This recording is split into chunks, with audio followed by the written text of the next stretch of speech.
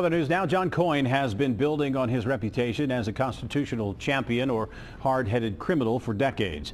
Back in the 70s, Coyne made a name for himself driving his military tank along with other military vehicles and parking them with protest signs in front of the Clermont County courthouse.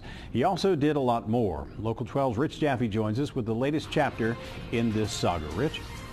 Rob, John Coyne uses a big chain link fence to protect the property he calls Boot Hill near New Richmond. In his newest legal battle, though, John Coyne is counting on protection from something even bigger than a fence, the Constitution. A perpetual protester, free speech advocate, and convicted felon, John Coyne is at it again. This is an outrageous display, and it's meant to be. Saturday evening, Coyne and some of his friends showed up for a cruise-in at the Bethel Frisch's in his Kenworth military truck with tank and verbally incendiary signs on board. While they'd been at the cruise-in before with the same equipment, this time the manager asked Coyne and his truck to leave. Coyne refused. Because no one else was asked to leave.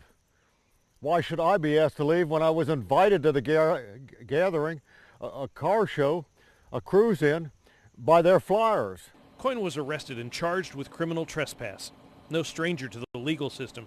In 2002, John Coyne ran into similar issues with the Frisch's in New Richmond.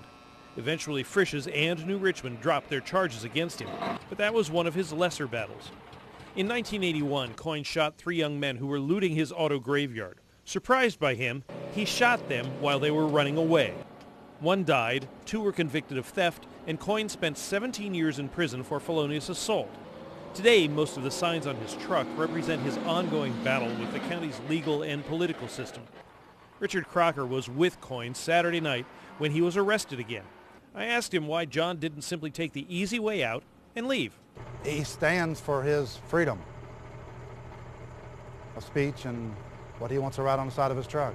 But well-known civil rights attorney and Chase law professor Jennifer Kinsley says that might not be enough. The First Amendment insulates you from being prosecuted for the content of your speech by the government or being stopped from providing certain kinds of speech by the government.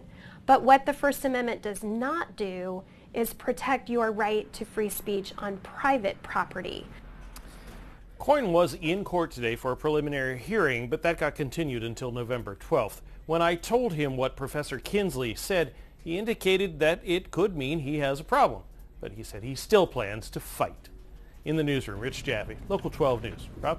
So the deal is he's on Frisch's property and they can ask him to leave, and he's not entitled, according to the attorney, to, or none of us are for that matter, to be able to say whatever we want on somebody else's property. Is that it in a nutshell? That's exactly right. But his argument is that what he was saying and being there should be protected by free speech, and he says he was invited because everybody was invited through the flyers. So it's an interesting argument, but we'll have to see how it shakes out. Rich, thanks very much. We contacted Frisch's about the incident this weekend, and a spokeswoman for the company said they had no comment since it was now purely an issue for law enforcement. We'll let you know what happens.